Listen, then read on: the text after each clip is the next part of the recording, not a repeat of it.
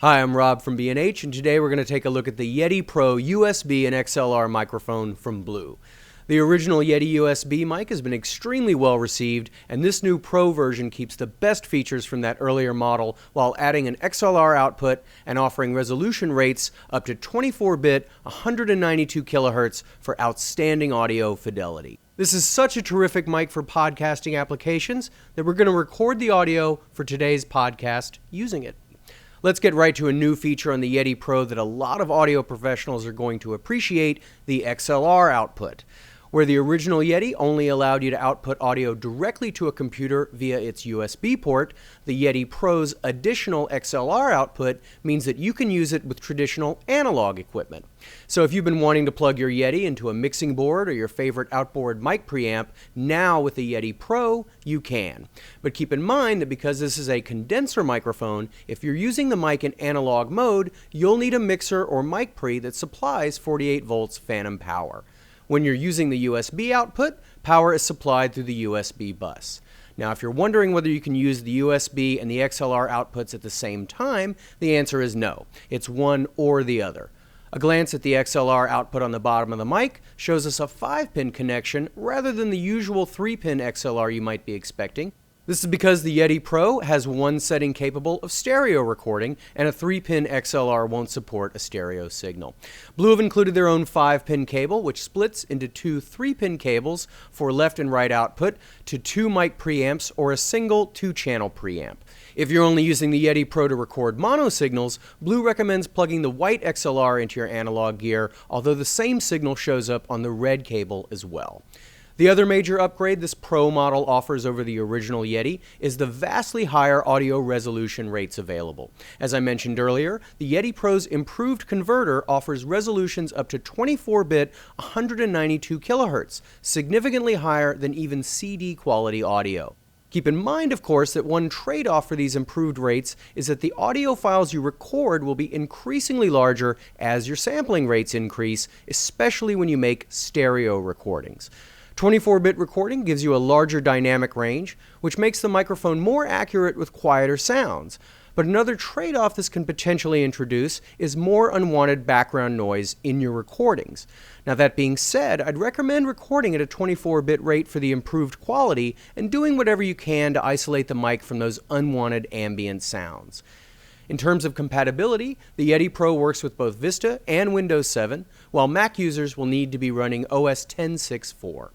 Style-wise, the Yeti Pro is mostly unchanged, except now it's housed in a textured black casing with metal trim instead of the all-metal original. The unusually shaped desktop stand it's mounted on is mostly the same, although this too sports some of the textured black on the top of the base. The bottom of the base has padding to help isolate the mic from vibrations. There's a threaded mount underneath the mic so the Yeti Pro can be removed from its base and mounted on any standard mic stand. Like other USB microphones, the Yeti still offers latency-free monitoring through its 1/8-inch headphone jack on the bottom.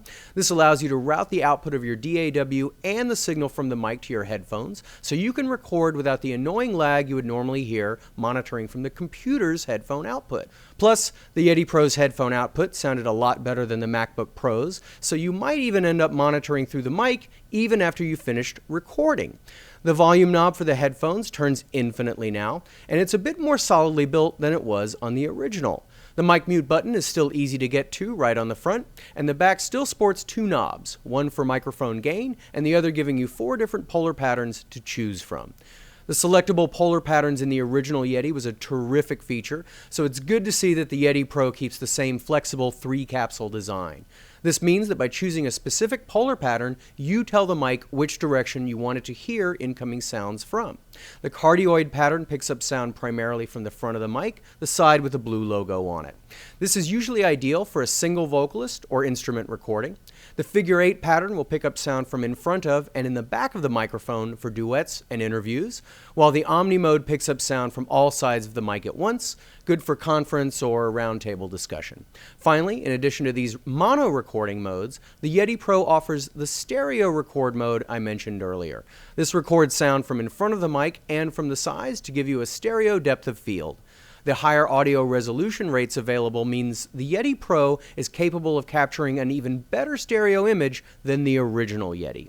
I always recommend picking up a pop filter when you buy a microphone for vocal recording. It's the easiest way to reduce plosives like those found in P and B sounds. I tend to record my voice right up on the capsule, so the proximity effect gives my rather thin voice a little more low end. So if you're going to do that, you really should have a pop filter. I wasn't quite sure how the pop filter from Blue would work with the Yeti Pro's built-in stand, but I was quite pleased to discover that it actually fit quite well, worked, and looked pretty cute. So that's one accessory to consider. If you don't have a pop filter, try backing up from the mic a little bit, and that will help out quite a bit.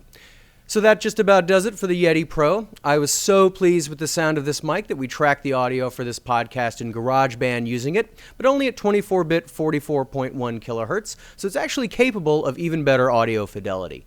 This is a happy case where an already great product gets an upgrade for professional applications while retaining the features and flexibility that made the product so popular in the first place.